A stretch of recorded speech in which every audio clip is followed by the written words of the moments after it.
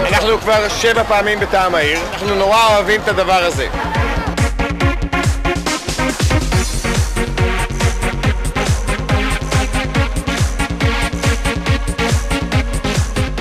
יש פה הרבה עניין של מוניטין, חשיפה לקהל רחב, יש פה אווירה מחשמלת.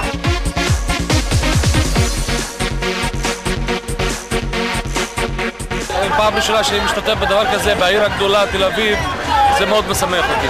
זו חוויה לא רגילה.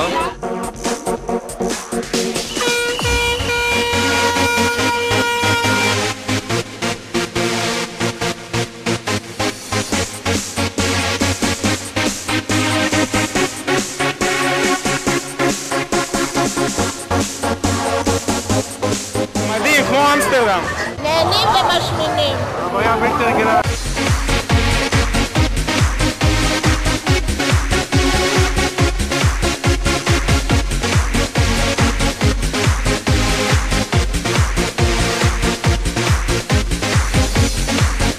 זה דבר שהוא הכי גדול מסוגו בעולם, וגם הכי הרבה אנשים מגיעים. 430,000 איש רעבים שנהנו, שתו, אכלו.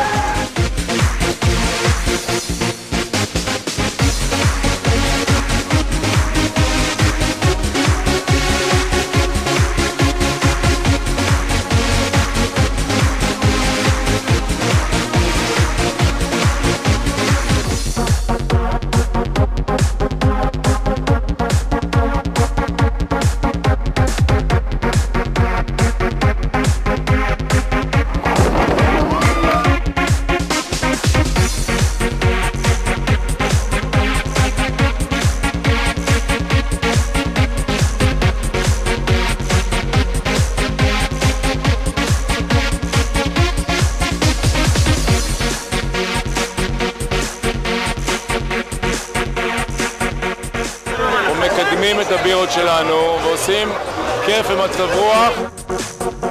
יש אירוע כזה, כולם מתאספים וזה מגניב, זה אחלה.